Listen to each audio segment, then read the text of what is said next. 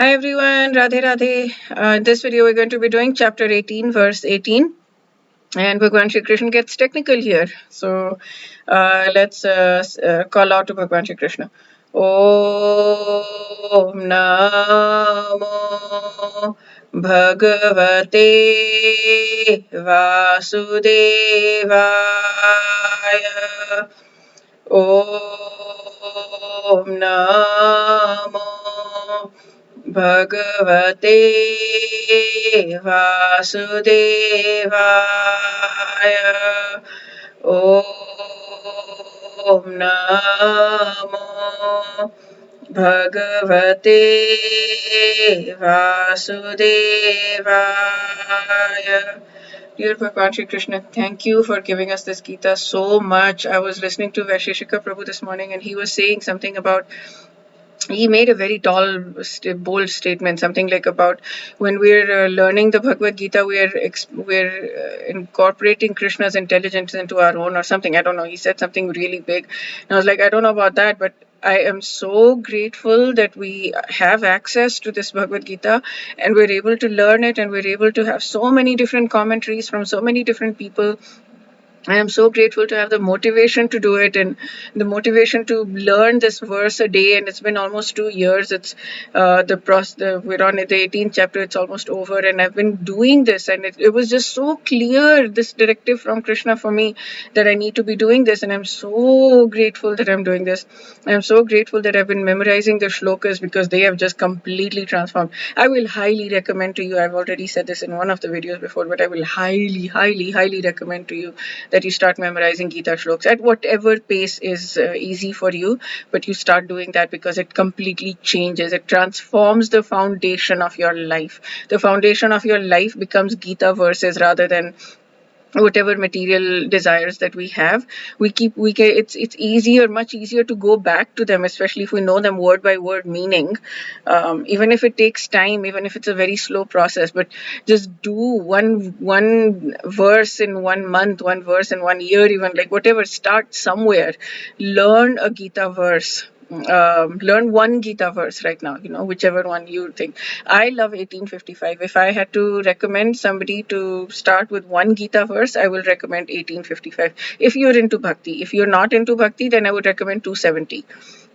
But if you're into bhakti, then I will recommend 1855. It is just beautiful, and it kind of, to me, that is the saransh of the Gita. That is the, the nectar of the entire Gita just put into this one little thing. So just give me one moment. Yeah, I had to pause. So, anyways, I was saying that, it is very, very, very much of a game changer thing to be learning, memorizing Gita verses. And okay, so let's sing this verse together. He's talking about very technical stuff. I don't know if I understand it very well, but Swami Mukundanand, as usual, he breaks things down into, he's very methodical and very clear, and he breaks things down. So, he helps understand a little bit. So, let's go to that.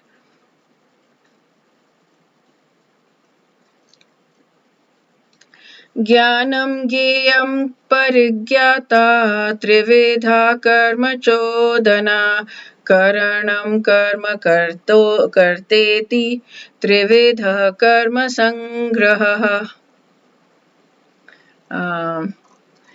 Okay.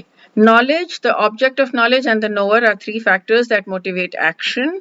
Three things that motivate action, not action itself. The senses, work, and doer are three constituents of action. So now he's broken down. He said 6 things here. 3 things are in one category and 3 things are in the other category. Now I'll go into more detail when we switch the commentary. There are 3 kinds of impetus for daily work: knowledge, object of knowledge, and the knower. And the instruments, work itself, and worker are constituents. So before one acts, there is some impetus, which is inspiration. So any solution arrived at before work is subtle form of work. Then work takes action. So first the person has to do thinking, feeling, willing. That's called impetus. And the inspiration can come from spiritual instruction or spiritual scripture or spiritual master. And then he talks about the work. So now he breaks it down very detailed here, which is great. Now he says it's called Jnana Triputi. triad of knowledge. What are they? The knowledge itself, the object of knowledge, and the knower. So we are, as the soul, are the knower. The knowledge itself and the object of knowledge is what we want to achieve. So that's called Gyan Triputi. Triad of knowledge. Triputi, I think I'm reading it rightly. So knowledge is the primary impetus for action, and then provides understanding to the knower about the object of knowledge. The three examples he gives is, one is, if I know that the employer is going to give me this much money, then I will, that knowledge is there that the employer will give this much money, and then it will motivate me to work. So I am the knower, and then the object of the knowledge is the money in this case, or the job. And then the discovery of gold, the knowledge is, yes, there is gold there, and then the knower is the person who's going after the gold, and the object of knowledge is the gold, something like that. And then so he talks about the Olympics as well, similar thing, and job and whatever. So that's basically the thing. So there is the knowledge itself, and then there is me, who is, or the knower, who is acting on who's going to act on the knowledge, and the object of knowledge. Why are we acting on that knowledge? What do we want? What is the motivation for it? The result, I guess that's what. And then the second set is called Karma Triputi, which is the triad of action. Karma Triputi includes the karta, the doer, again the person, karan, the instrument of action, and the karma, the act itself. So he's not given an example here, like what does the instrument of action is. So, but the triad, it constitutes the content of the action. So the doer, which is me, utilizes the instrument of the action to perform the action.